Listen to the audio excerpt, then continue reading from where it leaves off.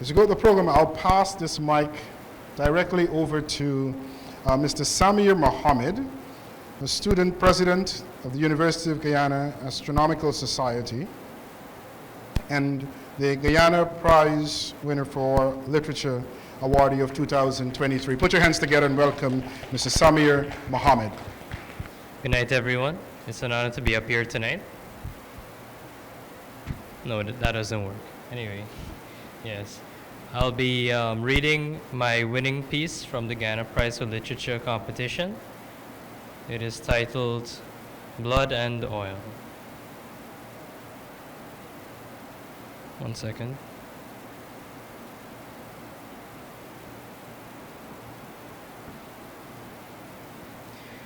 We used to pray that one day things could change, but now our hands are stained and it won't wash away. Growing beneath the soil like a cruel cancer, it toils and it spoils, causing death and disaster, drowning everything in oil. Our hands are red from the wars fought. How can we sleep in bed with such a thought dwelling in our head? We try to wash away this oil and blood, but it's here to stay, buried in the mud like the dead. Our blood runs cold. It coats our arms, our head to our toes, smothering our soul in this black gold. There is oil in our veins, in our hearts steel, when we lose humanity and forget how to feel. We dig and dig, be it hands or spade, trying to win big, but only digging a grave. I feel like I can't breathe. I feel like my future has been taken away from me, and like the world has been consumed by greed. But despite all the white lies, there is a faint light drawing us out from the night. Tell me, when you die, what do you want to leave? Is it a tree, fame, or family? Because it seems like the only things I'll be left are death and misery, all for money. And thank you. Please put your hands together once more for Samir. And the lights are down now. I'm going to struggle to recognize folks, but I want to recognize a few persons from the university administration. I think I see our university librarian. I think I saw Dean Khan also, a few other members of the university community. I'm seeing some folks that I'm going to hazard, I guess I might say, and then they are members of the Theatre Guild and the arts in Guyana. I see my friend Gavin Mendonza across the way. If I don't recognize you, I'm going to blame it on the lights. I want to welcome our Vice-Chancellor, our first female Vice-Chancellor, leading us through the 60th year. And she is going to give the opening remarks. Please welcome Professor Paloma Mohamed Martin. Good evening, everyone. Those who are present alive in the audience here at the beautiful Theatre Guild in Georgetown, Guyana. Those who are online from all over the world. I know we have quite a number of people online, fans of Henry Muttoo and lovers of the arts. And in good theatre parlance, those who are here but are not seen. So the audience that is present but not seen. It gives me the greatest pleasure on behalf of the Chancellor, Professor Edward Green, and the Council of the University of Guyana, as well as my colleague, Deputy Vice-Chancellors, Professor Emmanuel Cummings and Dr. Melissa Eiffel, as well as the entire senior management team of the university, as well as our student body, to welcome you this afternoon to what really is the rebirth of our Artists in Residence program. The Artist in Residence program was started by a former Vice-Chancellor, my predecessor, Professor Ivelaw Griffith, in 2016, 2017. And he asked me at the time to develop the program and to ensure that it was funded. And we were delighted by the presence of two other artists in residence. The first, the flautist, Keith Waith, out of England, and his work produced not only beautiful music, but beautiful art for the university, of which there are some postcards that we have on sale still. Here I am, shameless plugger of artistic products, but that's what I do. We have to do that. The other was, of course, Dave Martin, the inimitable Dave Martin, who we just honored with a doctorate. And he produced not only beautiful music and reintroduced his own music to the country and the world, but also to young practitioners at the university. And not only his music, but his storytelling and his techniques that he's been able to pass on. Rascamo Williams took a brief stint with us as well, but was not fully involved in the Artist in Residence program, but we must recognize him as someone who started the program. And now we have Henry Muttoo, who has been honored by the Queen of England for his work, and of course, who was also honored by the university in the Cayman Islands with an honorary doctorate. He doesn't like us to say this, he's there in the audience rubbing his head.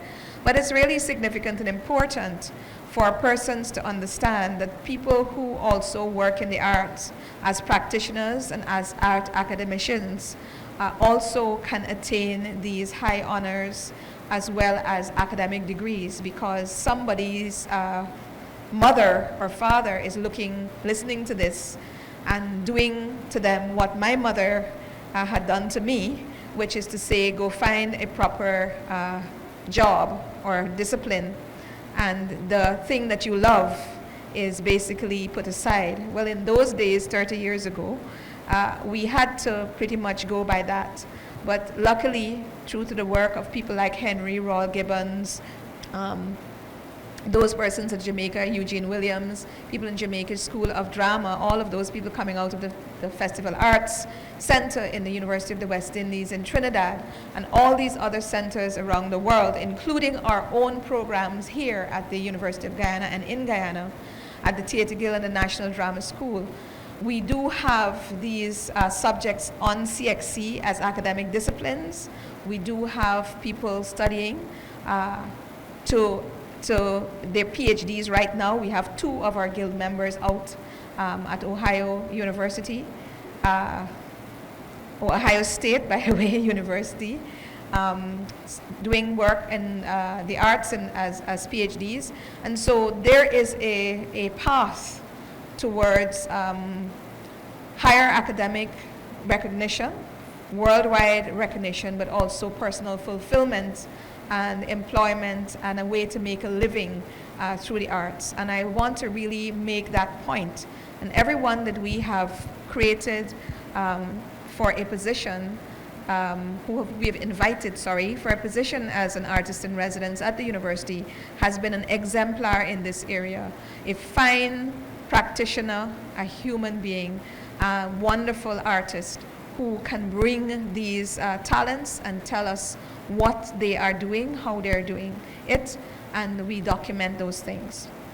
So the Artist in Residence program not only brings the artists to the university to give them an opportunity to interface with our students, but we also open it up to the wider community. So we have been working with teachers. Sir Henry has been here working with teachers.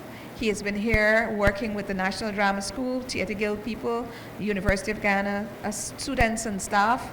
He's given two workshops so far, one on lighting design and one on scenic design, of which he's well-known, world-renowned, basically. Again, he's rubbing his head, why is she saying these things?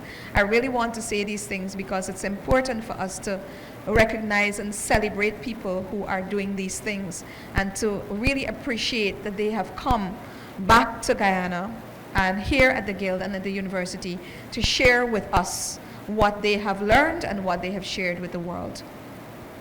I'd like to also recognize in these words of welcome, in the presence of a founder of the Theatre Guild, an icon in himself.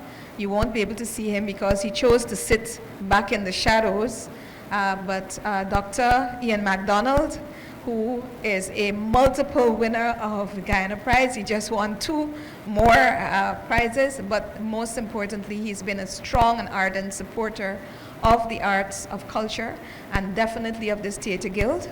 And again, another shameless plug, Henry is directing his play Tramping Man in the reopening of the Guild after COVID, because we were closed for about 3 years.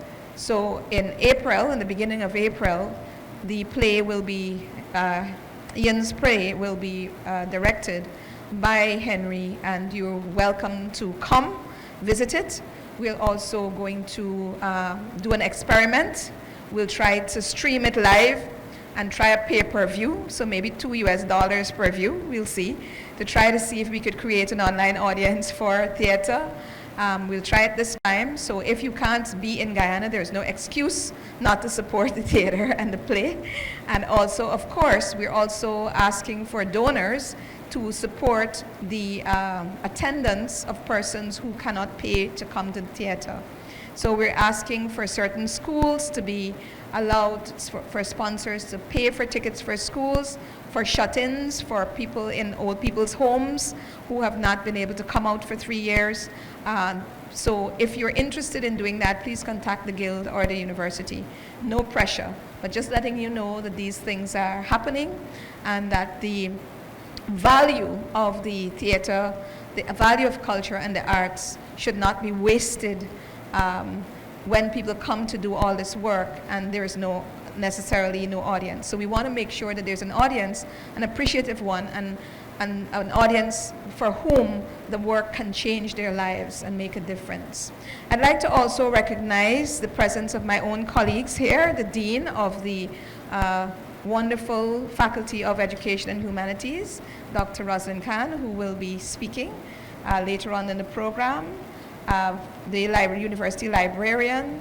We have in the audience Professor Courtney Abel, who is a legal eagle, but a singer. He's our university chantuel, who sings every opportunity he gets. To recognize Gavin Mendonza, who is an alum, but also doing a wonderful job in the arts, his folk music. To recognize Dave Martin and Annette Arjun, who have just come in. To recognize Katusha Soy Fraser, who is our our diva singer, our operatic trainer here, and the presence in the audience of the director of the Confucius Institute. Of course, the young man who has done Guyana and UG proud very significantly, Mr. Mohamed, who has won the youth prizes for his work, budding astronomer and physicist, but also a wonderful young budding writer. I'd like to recognize, of course, Mrs. We never call her Mrs. Henry Muttoo, but Marcia Muttoo, who is here as well, the Nkosi Lane. I was introduced this afternoon to Mr. Baptiste, who was, I don't know where Professor Abel got him from, but he's in the audience. Thank you for being here. And Konya Adu, herself an actress, but also the daughter of one of our most iconic actresses who is no longer with us in the flesh, but I'm sure she's taken up one of these other seats here, Rosamond Adu. Malcolm De Freitas and Desiree Wiles, and all those members of the Theatre Guild's board who are here. We have some important members of the National Drama Company, Mark Luke, Edwards, I see Ayana Waddle for their wonderful work in producing Musa Telford's Soda the other day. Congratulations, guys. I sent a note, but publicly I want to shout you out. And Nkosi, of course, Nkosi Lane, who is our production manager for the production that is coming up soon. Now, there's a whole set of other people here that I can't see, so forgive me if I didn't call your names. And those persons who are in the audience online, I can't see you at all, but I know you're there because some of you have been WhatsApping me. What else is left to say is a lot, but I'm going to leave that to the man of the minute, the man of the hour, Henry himself. But just to thank you for coming out and for continuously giving your hearts, your soul, your resources, your attention to what is essentially who we are as people and as Guyanese. The culture of our country, the performances that make up that culture, the art that makes up that culture, the literary output that makes up that culture, and the living that makes up that culture. I thank you very much for what you are doing, what you will continue to do, and we continue to give our own support at the university to whatever it is that you are doing that we can support, whatever it is the Theatre Guild is doing, and anybody in the arts in the country is doing, because we recognize, respect, and love what you do. God bless you and welcome. Before I introduce our speaker this evening, I would like to just indicate that we have a question and answer segment that will come up just after the talk. And those online, you feel free to drop your questions in the chat facility, and we will pick those up and have them asked and addressed. Those that are here, we will have a roaming mic that will allow you to ask your questions. And I'm not sure we're able to take anyone online with, for them to ask their questions live, but we'll use definitely the chat feature. Ladies and gentlemen, it is my honor to introduce to you a man who perhaps needs no introduction to this audience.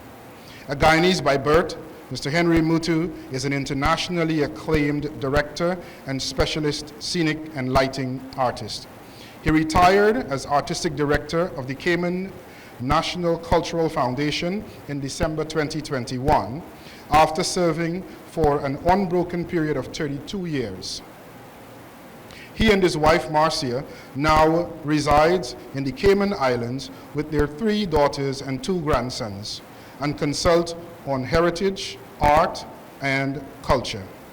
Mr. Muttoo holds a Master's of Arts degree, Theatre Practices, from the world-acclaimed Rose Bruford College of Theatre and Performance at the University of Manchester in the United Kingdom, a professional diploma in theatre design, settings, and costumes from the Croydon College of Art and Design, a certificate in advanced acting, directing, and stage management from the University of the West Indies, and a 3-year apprenticeship program from the Theatre Guild of Guyana, where he cut his theatrical teeth over 40 years ago.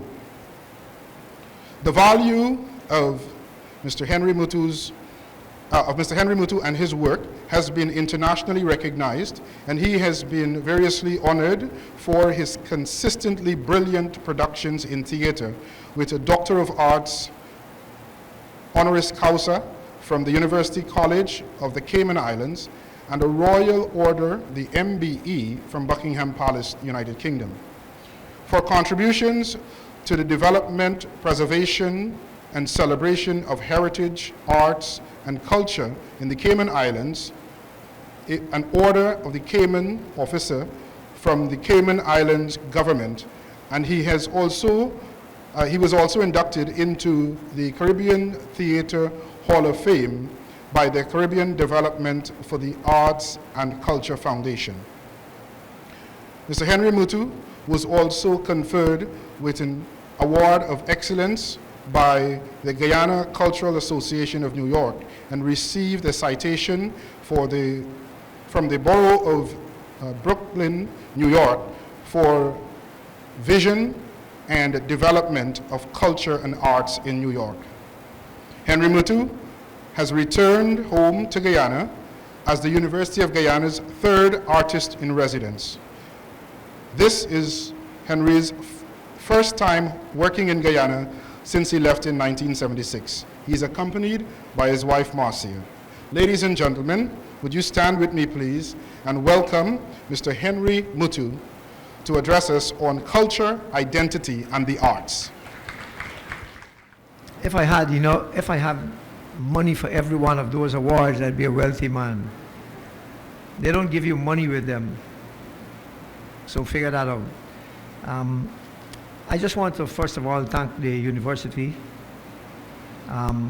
particularly Dr. Mohamed, and to thank all of the people who have taken time to come out this afternoon to listen to a few words. It's not a lecture. I don't like the term lecture because I don't consider myself an intellectual. I'm a practical person. I live culture, and talking about it is really very difficult. I live it, and so when I speak this afternoon, I'll tell you things that you know, and I'll tell it from here. And once I get through the bit with the culture part and identity and so on, I'll read one, perhaps two pieces from a novel that I've been writing for so long that I forget what the darn thing is about.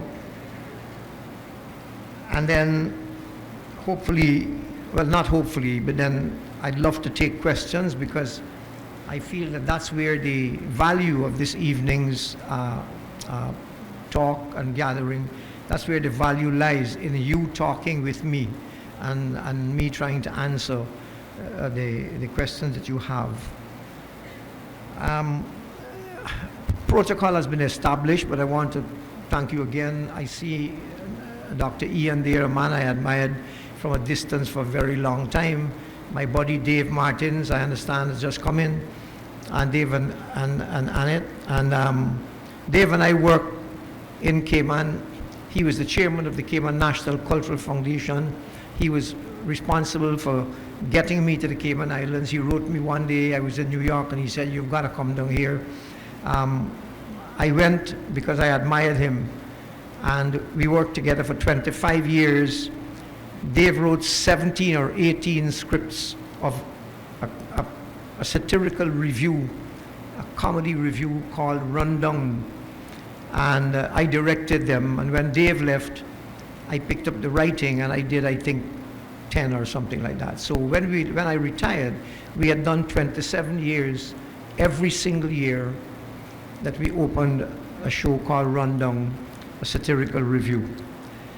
Okay, so let's get into this thing here and try to see if it makes sense. And you will have your time to tell me. I hope I've thanked everybody. I want to thank Marcy, of course, who puts up with me and has been putting up with me for a very, very long time. And if you know me when I'm in my house, I'm not very easy to get along with sometimes, particularly if I'm working and my head is all hot. Okay, so culture. This thing is supposed to be about identity, culture, and the arts, and now I chose the topic, so I have no excuse. But I'm not going to do it in the way where they're sort of each one separately, but let me try and see if I can set up something for you so that you get a sense of what I'm talking about. So we start. Culture. Each of the groups of people brought to Guyana between 1620 and 1917 to serve as free or cheap labor for Dutch and British plantations came with ancestral cultural memory. They found free people, the Amerindians, who had arrived some 11 centuries earlier and were living in small, culturally sophisticated communities in what we still call the hinterland. Eventually, with the settling of borders, the emancipation of the slaves, followed by the abolition of slavery, and the vast majority of indentured laborers and the slaves, the newly emancipated slaves, having no place to return to, greater interaction between the various groups began to be necessary. Communities were established, contestations started, and communion for survival became necessary. Gradually, Strands of individual and collective cultural memory were woven into ways of knowing, doing, and being, creating a survival culture that was entirely new. Over time, with greater interaction between the various groups, the culture matured. It developed markers of identity, modes of communication, language, gesture, and song, crafted objects for household use, systems for growing and providing food, rites and rituals for celebration and mourning and communicating with God. Some groups made greater contributions than others in specific areas. Just to give you a little analogy of how culture, identity, and so on works. If you take yellow, take a pot of yellow paint and a pot of blue paint, and if you pour them into each other, what will you end up with? The painters know. You'll end up with green. But green is green, right? So it's a mixture of the two. And depending on how much yellow you put or how much blue you put, you'll get different shades of green. So if you think of culture in those terms, simple terms, you'll see that what happens with culture is that everybody who lives within a space and needs to find community, which is the people there, and communion. You know, when you go to church, those of you who go to church, in high school, it used to happen with us.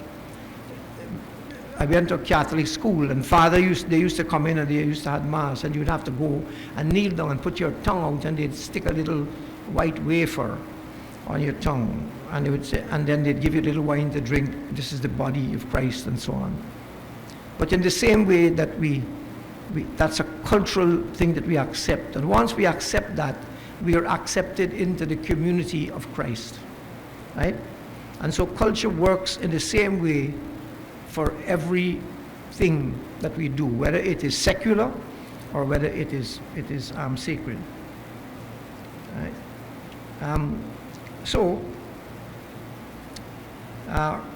Depending on the measure and composition of each color in the mixture, your resulting greens will be different. In this example, blue and yellow represent ancestral cultural memory, which I will call cultural heritage. Green represents culture, always in the active present, changing as new ways of engaging survival are ritualized. It is natural and desirable. Indeed, it is critical within any culture for individual contributors to nurture their own ancestral cultural memory, add newly acquired data, and celebrate their contributions to the collectively created culture. It is perhaps even more critical if community and communion are to survive and flourish, for every member to recognize, protect, preserve, share, and celebrate the single, collectively created culture that identifies them. There are many definitions for culture. With a bit of shuffling of words and phrases, they all say essentially the same thing. CARICOM has one, UNESCO has one. The great poet A.J. Seymour wrote one for Guyana. I'm not going to give you them because you can Google them.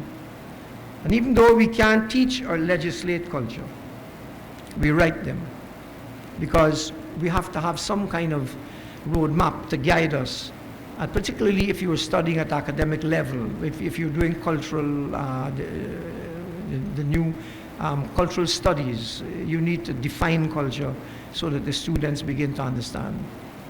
I'm not interested in defining culture as such.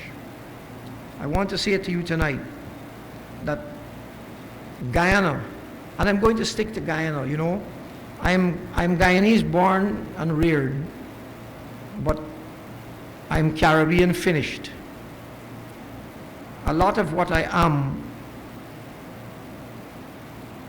have been learnt working in the Caribbean for more than half my life. So while I'm proudly and fiercely Guyanese, I'm Caribbean also. But I want to say this. Guyana's culture, Guyana is its culture, beg your pardon. Guyana is the seat of memory of its people. Guyana's culture gives Guyanese their identity. Guyana is its history of slavery, indenture, colonization, settlement, revolts, denigration, immigration, and emigration. Guyana is Amerindian, African, East Indian, Portuguese, European, Chinese, and all the mixtures resulting from physical interactions between them, of which I am one. My mother is Portuguese, my father is Indian. Guyana is Makanaima, Old Kai, Kabakaburi children, and Mari Mari. Guyana is Kofi, Daga, the Enmore Martyrs, Burnham, Jagan, the 83-day general strike, and the 1962 riots. Guyana is its food, and this is plenty here now, you know. Korean roti, dal, pulauri, mitai, balam lacha, rice, sugar, flour, black pudding, sauce, garlic pork, pepper pot, tennis roll and cheese, butter flap, saltfish cake, cook-up, black cake, salara, collar, sour drop, banga mary, fine shrimps, patwa, huri asa, lukanani, edder leaf, gilwaka curry, dal puri, fufu, pone, chow mein, thick leaf kalalu, cassava bread, Chinese cake, sugar cake, fry bake, and float bake. And I could call many, many more. So if you don't hear your favorite food, just add it to the list. Guyana is crab, crab bush, rail mud. The other day I took a picture of Guyana mud and sent for material. I said, you want to see mud? This is mud. Not that thing you got there in Timor. Right? Back Dam and Lease Water. Guyana is Big Market, Peniton Market, and Lusignan Market. Guyana is the Victoria Law Courts, the Magistrate Court, Parliament Building, Castellani House, Umanayana, and the distinctive wooden architecture all around the city. Guyana is the seawall, cocas, gutters, trenches, bearing ground with unkempt graves. Guyana is Loku Pool, the trains from Georgetown to Rosignol and from Breeding Hoop to Perica.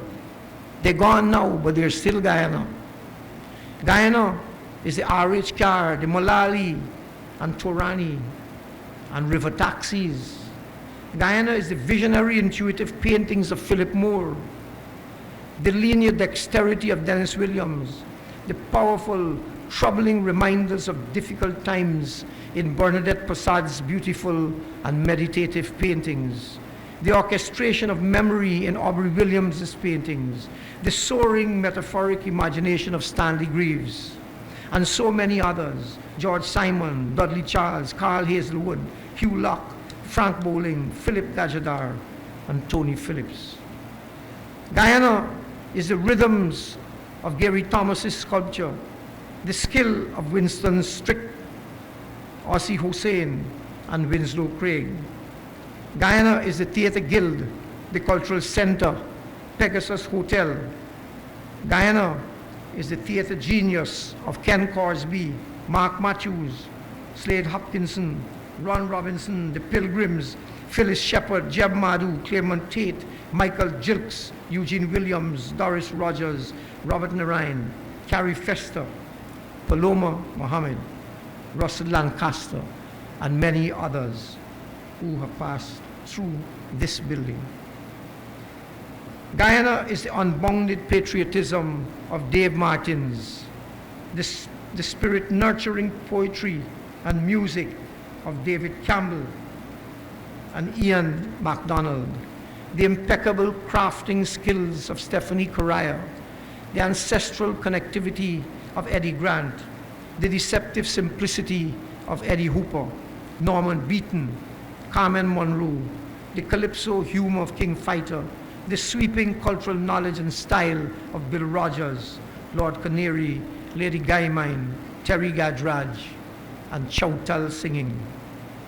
Guyana is our folk songs and stories, reminding us that Sancho did licky love upon the dam, that bamboo fire is what makes so, that long, long time Janie gal na go back down with your boyfriend, that Missy still in find the gold ring that she lost, that Ganjimani still in get the money shilling, that Itanami does still walk we belly, that Kaimon does pull back timber punt, that Sitaira gal still hicing she skirt and whining like a Buxton goat, that small days was a good time.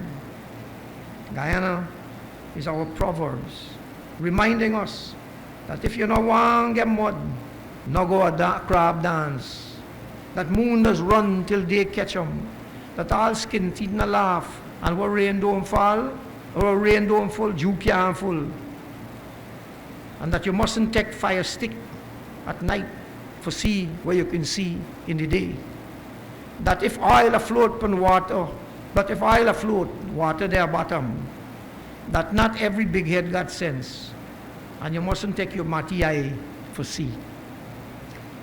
Guyana is masquerade music, dance, and the chants, like these. Don't mind you call me a Negro, don't mind my toes are full of chigo. I know my addition, I know my division, I know my multiplication, but it's one thing to set me crazy, masquerade band and kittle. And this other one, goat skin stink, sheep skin stink, but Doris petticoat, Lord, more stink. Guyana is mash, tassa and djembe, dolak and dantal. Guyana is the poetry of Barton Carter, reminding us that there were dark times in our lives, and that although we come from the nigger yard of yesterday with our burden, we turn to the world of tomorrow with strength. Guyana is old hide of myth and of the Macandrews poem. Guyana is Masakuruman, Baku, Kuli Jambi, Obia, Comfort, and Kalimai Puja.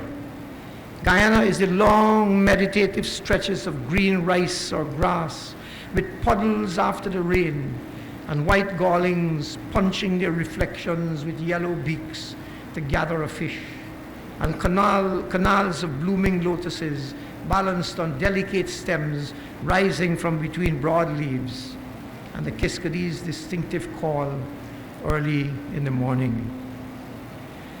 Guyana is this description from Ian MacDonald's play, The Tramping Man, which I'm directing on this stage on the 1st of April. Quote, and hold on, Kian is here? Kian, come read this seminar. Come. Kian, come man, come. Kian is playing the Tramping Man, so I think it will be best for him to give you a little line, right? Kian, come on. You didn't know I would have dropped you in this one, right? Just a little piece. Then 1 year come. But he's supposed to know the lines by now, you know. You're going to read it.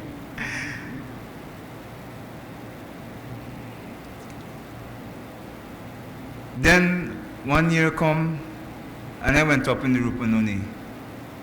You know how it is in the Indian savannas, sun burning down. And when night come, the stars sharp, air cool like river water. So much time I spend by myself alone in the big savannas, Kasim brother. I could tell you 1,000 things about the big savannas of this Guyana land. Loneliness cut me like a knife. I believe that is how the power grew. Loneliness and years full of living free and easy, Kasim brother. If every man could know what that was. I was burning with Savannah sun when I came to Georgetown. I was burning with Savannah loneliness. I was burning my belly to tell men how living ain't so bad. Thank you.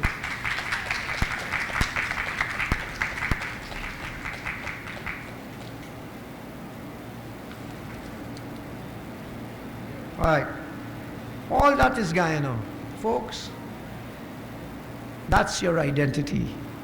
Think of it and let that run over again. Think of it. You don't need to tell you what's your, you know, somebody asked me once in Cayman, a woman from England asked me what, because you know, when people come from cultures that are dominant, you know, or big cultures and wealthy cultures, you know, they somehow look at us and think that we don't have any culture. And I remember in Cayman, somebody saying, well, Cayman don't have no culture. What is Cayman culture? And I turned the question back and said, what is British culture?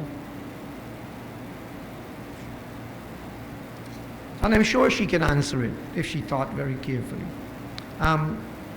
So, just as the culture that I have lived has changed with the introduction of new ways of being wrought by the exigencies of time and development, so will my generation's iteration of our culture recede into memory to become Guyana's heritage. Whatever the changes, Guyana cannot afford to fall into the abyss of cultural amnesia. The name and work of our past heroes must not be met with them, me and know them. That was a long time story, buddy. I dep on today's story. There must be a concerted effort to see that cultural growth is informed by and reflective of our past journey. If we fail in this, we will find ourselves adrift from our heritage and unprepared for today's reality and what is to come a few years from now. I want to talk a little bit about art now, and I'll use the same technique about art and artists. Sometimes artists, we are our worst enemies because we usually sometimes believe that we can just do work and everybody else should understand. But good artists and great artists vibrate at a different rate than, I would say, the normal person. And I'm not claiming any sort of entitlement for artists. I just think that they're different people. Their head is in a different space. They see things differently. They observe differently. And perhaps Plato was right when he banned the artists from the society because he thought that they painted and wrote out reality. And sometimes people don't like reality. They don't like to look at themselves in the mirror and see sometimes an ugly image. Art, for me, art is a pathway to spirit and an expression of the highest form of individual freedom. Art is worship, prayer, meditation on the state of the world. It gives an identity to the society in or for which it was created. Art is the glue that holds Guyana's culture together. The artist seeks to unburden self that a better understanding can be gained of the unfathomable mysteries of human existence. Art objects to the idea that it has less value in our lives than many of the things we hold sacred. Art objects to commodification. For what shall it profit a man if he should gain the whole world and suffer the loss of his own soul? Art objects to its name being taken in vain. Art exposes Bob Marley, and if your night should turn to day, a lot of people would run away. Art seeks truth. Me got one coal pot in my belly. Take 'em out, let me see. You know the story. I'll leave you to interpret it. You can ask me later. Art records. It records things and events, not necessarily as we see them, but as we feel them. I wrote this because I was speaking to the actors that I'm working with, and one of the things I said to them, the words are feelings. Forget about the words. Learn them and forget them, but get those words into feelings, because the reason they were written and put down as words is because we have no better communication for our thoughts and our feelings than the language that we can speak and write. Art creates and reflects public taste. Art educates, elates, nurtures, heals, chastises, imagines. Art is fearless, colorless, raceless, creedless, universal. Art communicates in metaphors. Good art, that is. Marley again, a metaphor. There's a natural mystic blowing through the air. If you listen carefully now, you will hear. This could be the first trumpet, might as well be the last. Many more will have to suffer. Many more will have to die. Don't ask me why. Things are not the way they used to be. One and all got to face reality. Over the years, artists, and I could put in brackets in Guyana, have labored with scant recognition and assistance in proportion to their importance in signifying this country. Their work have probed, excited, and enraptured, extolled, angered, documented, leveled, and made our culture and brought us joy and happiness. Yet, for reasons which never cease to confound, there remains a palpable disconnect between artists and those who may genuinely not be equipped to appreciate its value beyond the product to be commodified. Or those who simply feel that Guyana can exist without art and artists. Of course, Guyana will go on, even if all the artists cease to exist. But is a country without art, artists, and art worth anyone's time on this earth? Food and shelter will keep us alive. Art gives us something to live for. Jeanette Winterson, the contemporary British novelist, puts a proverbial finger on the problem. She could have been speaking of Guyana. We are an odd people. We make it as difficult as possible for our artists to work honestly while they are alive. Either we refuse them money or we ruin them with money. Either we flatter them with unhelpful praise or wound them with unhelpful blame. And when they are too old or too dead or too beyond dispute to hinder anymore, we canonize them, so that what is wild is tamed and what was objecting becomes authority.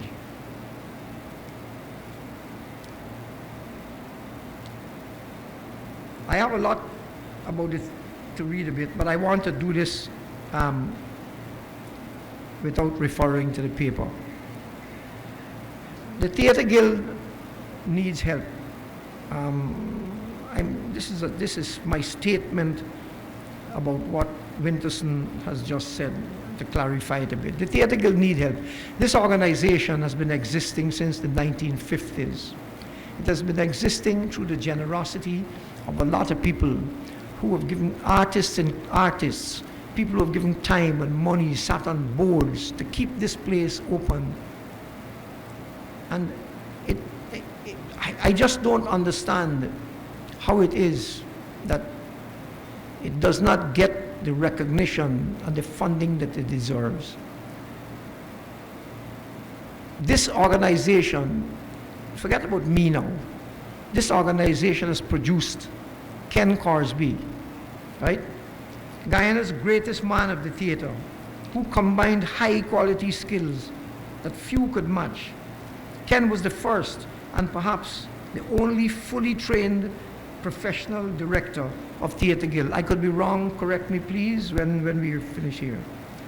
He's a man who in his one-man show he won, his two-man show Them Too with Mark Matthews, and his All-A-Wee show did more to promote the Guyanese theatre and culture and the idea of Caribbean cultural unity to audience around the world than anyone that I know. The other person would be Dave Martins, and although Dave did not come through the Theatre Guild, Dave has done exactly what Ken has done. And because Dave, thank you, and because Dave is a musician, Dave's work, I can tell you, and because of the quality of the work, and I'm not saying that because he's here, I'm saying it because it's true, that Dave's work will never die as long as there is a Guyana, right? This organization, this Theatre Guild, has helped to produce Slade Hopkinson. I'm calling names that some people don't know. If you've ever seen Slade on stage, and I can tell you that I've seen the best actors in the Caribbean at varying times, Slade, with perhaps one exception,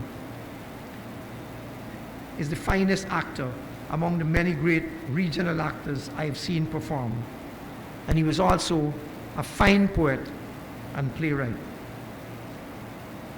The organization also helped, the Guild also helped to produce Mark Matthews. Maybe second only to Slade, but probably just on the same level as an actor.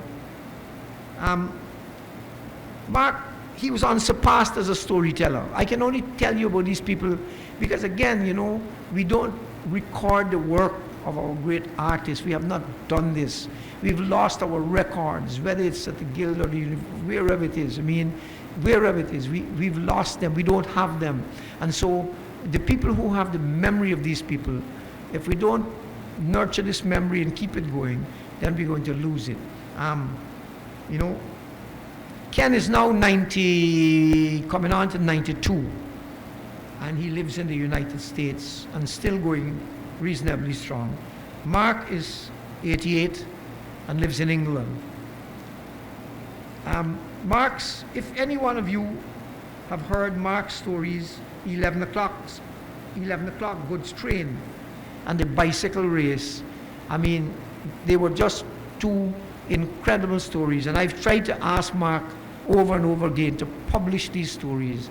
And please, if anybody who has the money and the will and the thing, please, Mark's work, not just his stories, but his other work, ought to be published and made available to our artists and our people in Guyana. The Guild has also put out John Agard.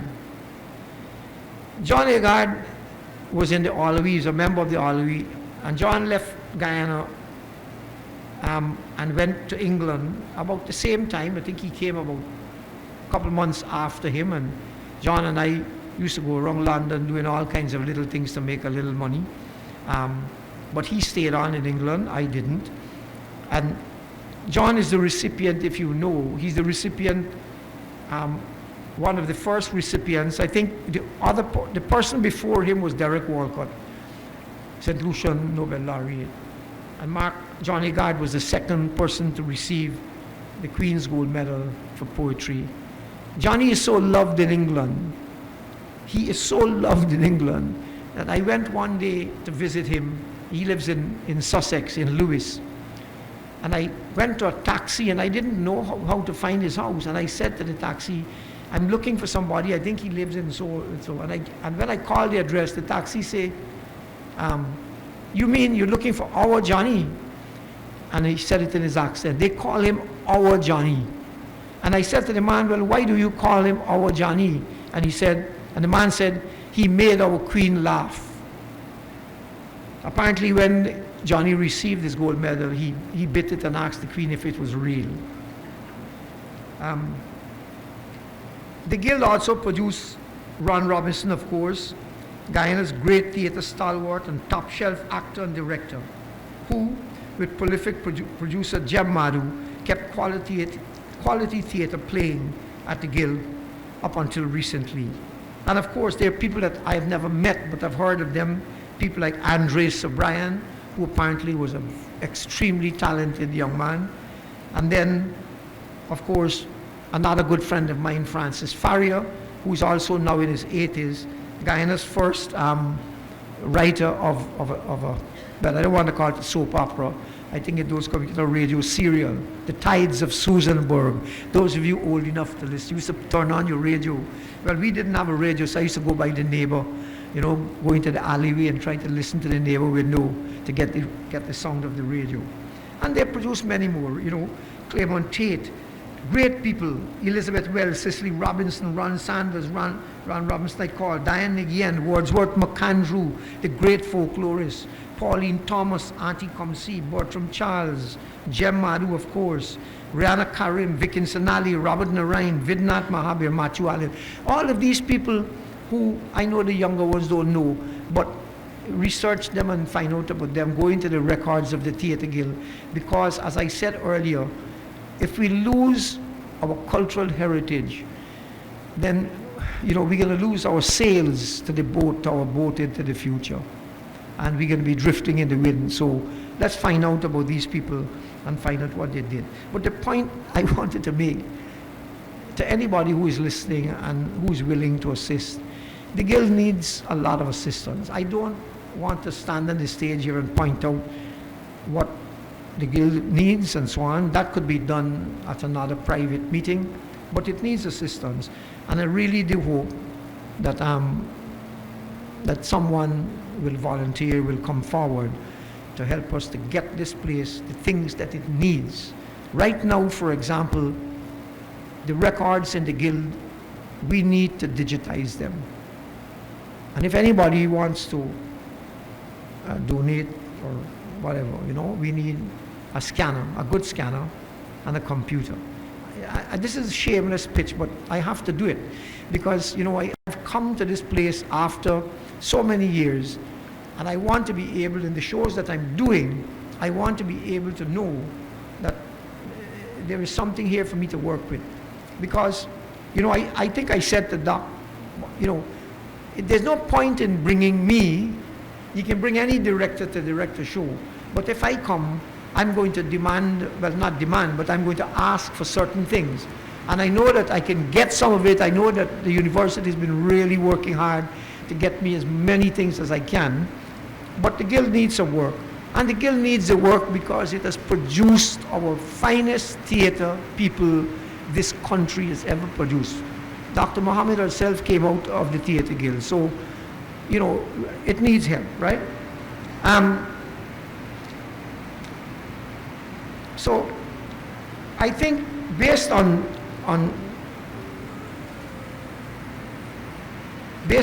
what I've said before, you can pick from all between those lines and so on what heritage, what culture is, what the arts is, and it is everything we do. Every salara you eat is a part of the culture. Anybody know, I called something called collar. Anybody know collar? It was the same thing like a salara, but it was long. You know, like you used to have what they call donkey collar. If you straighten it out, it was long like that. And it was the same red coconut and so on inside. So if you didn't know before, now you know. Them fellas, they could know, all your man, all you old enough to know. Them fellas know what collar is. All right. How are we doing for time? I have a little more time? I can do the reading now. I want to read something from the book.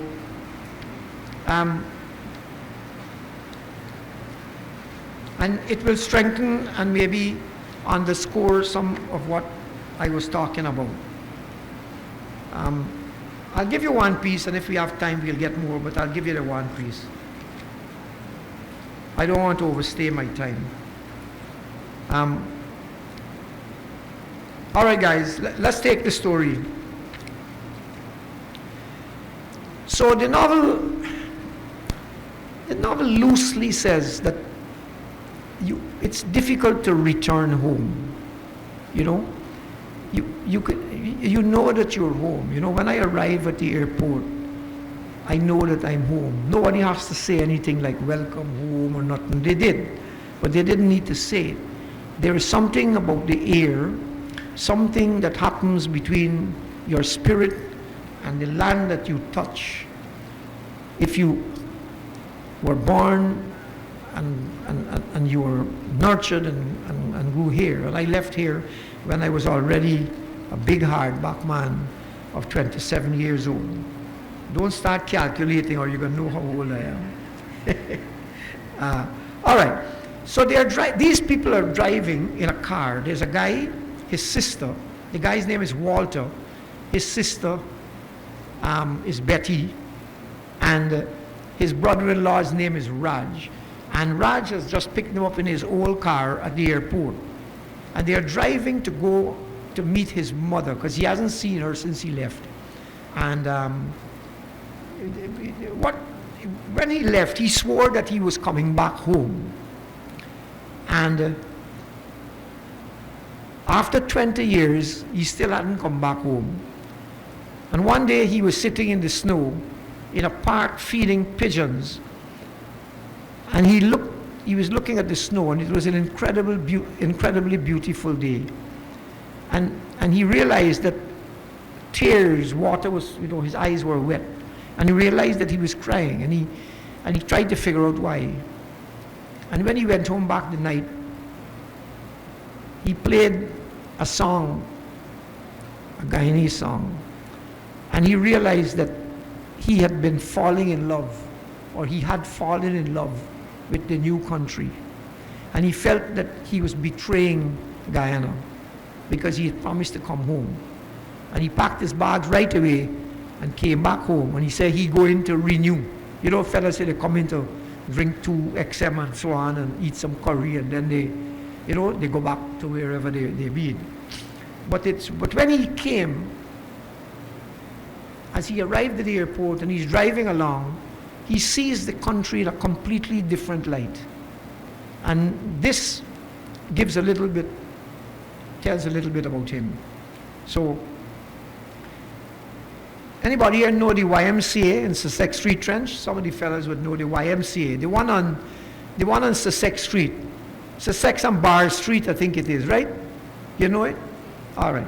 It was like a kind of a community center where the poor people, poor children and youth from All Boys Town, we used to all go there, and they'd have a table tennis, and you'd play table tennis, and they'd have boxing gloves, and you'd exercise there, and it's like a kind of a safe house kind of thing for the people in All Boys Town.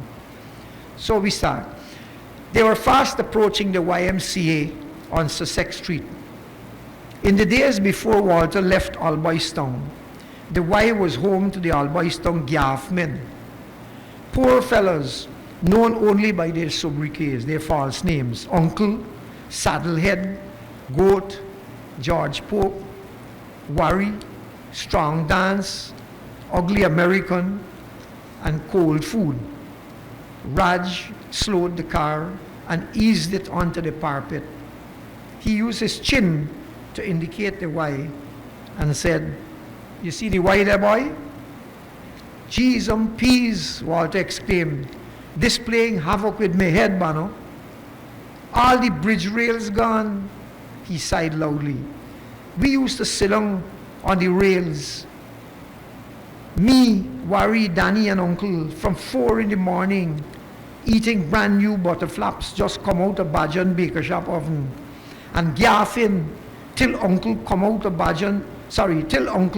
foul cock Bus open the morning silence with one loud set of crowing. Them was good days, buddy. Good days, I tell you, Raj said. And all of a sudden, independence come. And hard guava season come with it. Yeah, Walter said, in a heavy bluesy tone. And just like that, Raj said, the whole line broke up. And that was all them boys tassay to England and Uncle Sam land. All except Uncle and Silvio. The two of them still here, standing up on what's left of the bridge, battling for a dignity that is always one step ahead of them. It's true what the old people say, boy. After one time is another time. Betty pounced. What you expect? Anything they're about here for anybody to stay for? You yourself tell me, Walter, that plenty night you and them boys couldn't even afford to buy a penny salt butter to put on your butter flaps. And how Worry and Dinky get so frustrated that one day when Bootlegger braced them, anybody know what Bootlegger is? Hungry. When you're hungry till you get white mouth, right?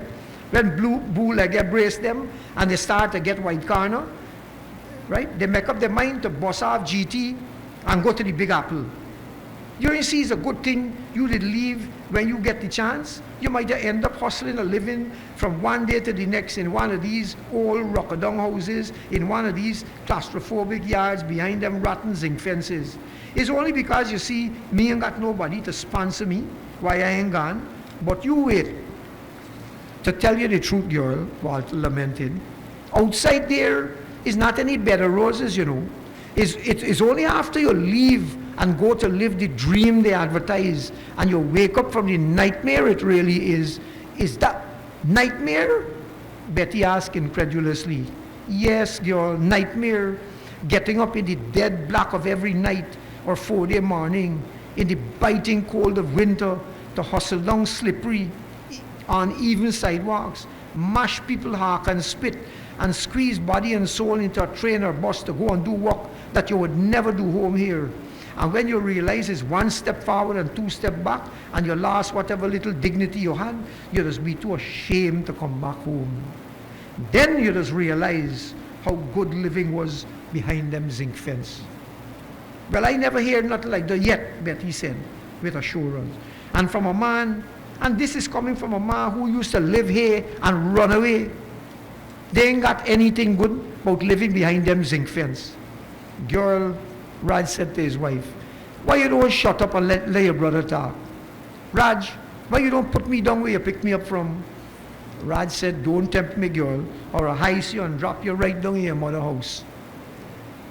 Betty sulked.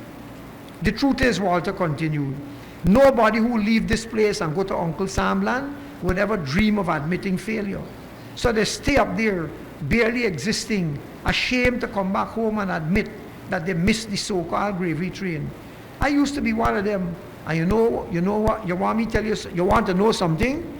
I definitely want to know something, Betty said. I want to know what kind of damn stupidness I hear in this car this morning. Walter said, coming back and looking now at this place, so rusty, so bent up and falling down. I don't see the chaos you talking about. I see a poetic landscape, an artist's haven, a painter's delight. Betty was mortified.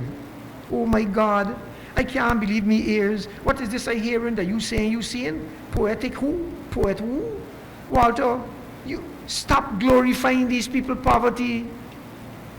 These people, Walter continued, Uncle, Silvio, Bali, broke up. All of them are living the poetry of the country. Betty crossed herself and looked up. Jesus, please help me, brother. He talking in tongues. She turned to her husband. Raj, you will just sit down there and not say a word to bring this boy to his senses? Me? Raj replied. I thought you just asked Jesus to help you. Since when you changed me name? Stop making everything into a joke and talk up quick and say something to bring this damn boy to his senses, because me understand this mirage he's seeing. Ignoring his wife, Raj said to Walter, I listen, Bano. Talk your talk. Walter said, No, girl, you don't understand what I'm saying. What I mean is the part of living that we take for granted, the cockroaches, dog bark, the frog croaks idling under heavy rain pelting down upon zinc roofs, or plopping off edder leaves, garlands grazing in pink lotus-filled trenches, the ribaldry of our tenement yards, the hues of rust and peeling paints on every piece of wood, zinc or concrete, the overgrown bush, clogged up trenches, even these potholes on the road here, right, that damaging up the car. All of these right here are poems of dereliction waiting to be written, scenes waiting to be painted and sung and danced. I would give anything to make them come alive in my work. Now besides herself, Betty said, Walter, you used to live and suffer in the same old yard. You leave this place hot and sweaty and go and study doctoring. You tell the old lady how you can't stand all by Stone no more. You cuss the place and all the politicians who you say responsible for what was going on. You said they're blind. You said that they're not sensitive to what is real in we and what is we own to nurture and treasure. You cuss your poverty and you call the people sluggish. You said the country can't hold the good people, and it's you who broadcast big and bold that when a country can't hold its people, it can't advance. It's you who say the country choking you to death and how you feel like you're about to explode. Now you come back all hot and sweaty, all lovey-dovey, getting these artistic conniptions about rusty zinc, talking about poeting and painting and all the stupidness. Poetry of derelict tale. As far as I'm concerned, poetry got two poles in them. Poetry and poverty got two poles in them. One pole, you just keep under the bed to pee in, and the other one is when you're so poor, you don't even have a window to throw the pee out of. Well, let your big sister talk some sense into your head. Behind all that bush and old wood clothesline and rusty zinc you see there is the same people you left 20 years ago. Only now, most of them, they're even poorer and suffering more than when you left. And just like how you was desperate to break loose 20 years ago, they're more desperate to run away from this place. Take it from me, boy. These people, they have no poetry in their life. Their poetry is hustling a little dusty to eat a little food when the day come. And you know why? Not a soul in this place give a rat shit about art and poetry and culture and whatever else you talking about. All these people have is poetry. How are we doing for time? We done? Good. I want to invite my colleague and co-lead on the 60th anniversary team, Ms. Joelle Valentine, to give us some highlights on some future events. Hello, good evening. Sir Henry, thank you for your lecture. I especially love the fact that you kept it Guyanese. I'm a country girl and I have this great appreciation for Creolese. So every time I hear distinguished people speak Creolese, I'm like, oh, okay, I get to retain my identity with some peace too. All right, so I am just here to plug some UG 68th anniversary events. I'll plug those over the next 2 to 3 months, and I'll encourage you to visit our Celebrate UG 60.com website so you can view all the others. So quickly, since we're against time, or time's against us, coming up in the month of March, which is next Wednesday, March 8th, we have our preliminary round of the UG Talent Competition, which is dubbed the UG's Got Talent. And I am hoping, viewing audience online and everybody in person, I hope to see you all in person and everybody else. Invite somebody, everybody at home, make a special effort to be here, or if you want to join online. One important aspect of that competition is the voting aspect. And so you want to view those performances and you want to see who you like, even if you want to vote for your friend if they're not as good as the next person, feel free to. GTT will provide us with a number to text to, and you'll text to vote, and you can vote unlimited times. Following the preliminary will be the semifinals and the finals. Look out for those dates. It's supposed to be March 17th and March 31st, and we'll have the announcement of winners at a special ceremony. The UG annual open day and job fair follows those events. It's April 20th to the 23rd, and there are several packages for sponsors to consider. We have 5 packages, the diamond, gold, silver, and bronze package, and these include some things like private interviewing room, branding opportunities, and booth spaces beginning from 80 square feet to 150 square foot. If you aren't interested in those packages, just know that we can customize your packages for you. And just look out for that. And again, UGCelebrate60.com. You'll see more details, and we'll talk more about this in the media, on our website and on Facebook and all the other popular social media out there. And coming off of Sir Henry, coming back to Sir Henry again, we have the cultural production, the Tramping Man and the Dundee shows coming up in April.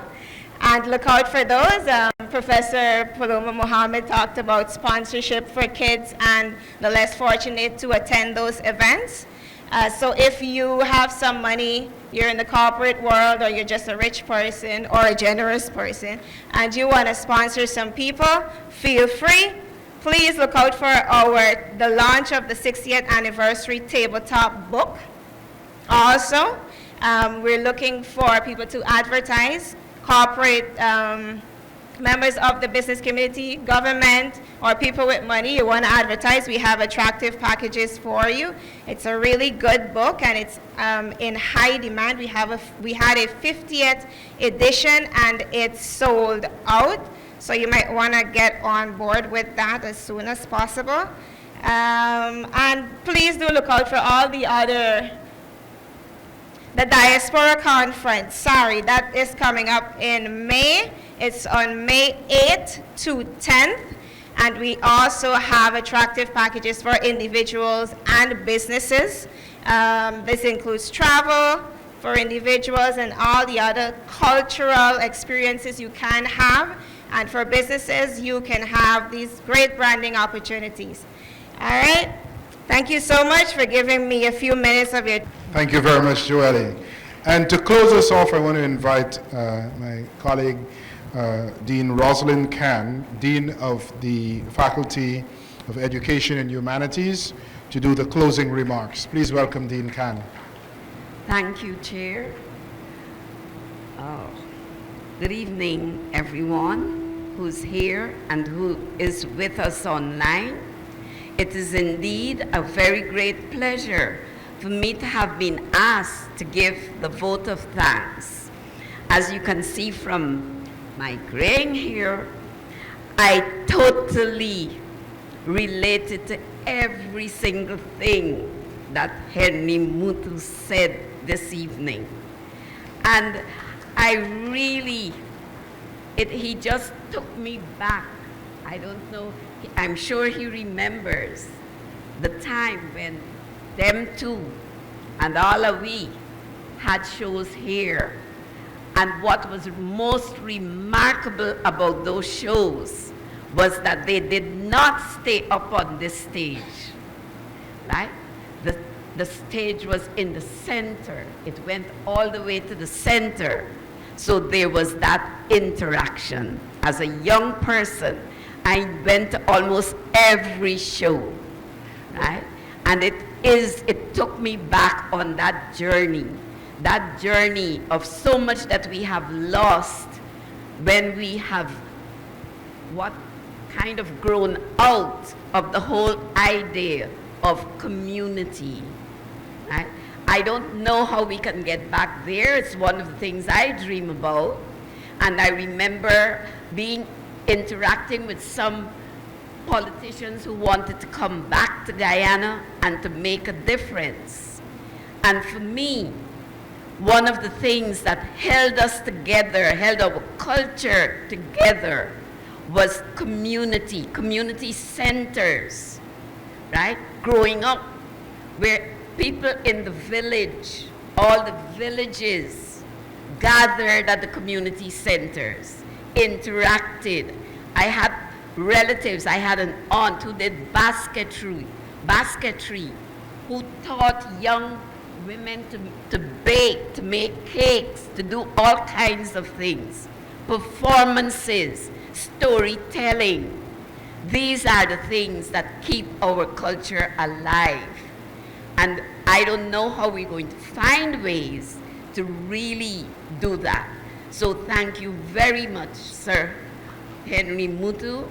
You have taken us back to that missing link, I think, that bridge which we can go back across and then begin to come back to who we really are and embrace our culture, right? It's ours, it's who we are, and that would help us. So thank you very much for this experience here this evening.